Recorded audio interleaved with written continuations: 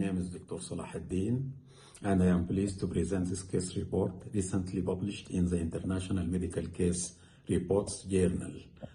Accidental pediatric poisonings are frequently encountered in emergency departments. However, oral ingestion of heavy-duty automotive grease represents an unusual and complex challenge. Because medical literature on industrial lubricants focuses on occupational high-pressure injection injuries in adults, standardized evidence-based guidelines for managing oral pediatrics ingestions have been largely lacking. In the article, I describe the acute management and recovery of a pediatric patient who presented following accidental automotive grease ingestion.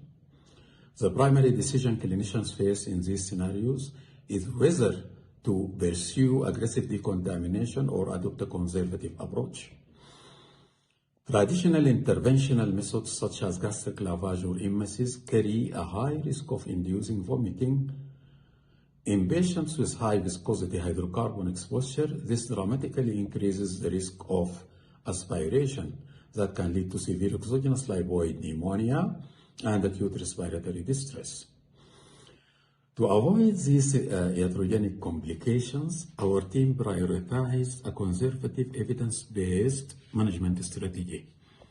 We focused on airway protection, continuous pulse oximetry, serial pulmonary examinations over an extended observation window, and the proactive use of antiemetics to prevent reverse peristalsis.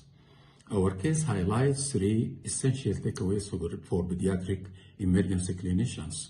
First, supportive airway management and respiratory monitoring takes clinical priority over extensive urgent toxicology lab panels. Second, aggressive gastric decontamination is contraindicated, as the risk of aspiration lipid pneumonia far outweighs the benefit of removing the semi-solid grease.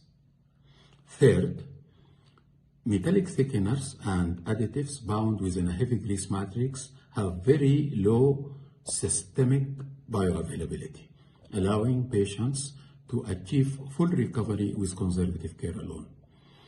I hope this case provides clinicians with a clear practical framework for managing household industrial lubricant ingestions in children.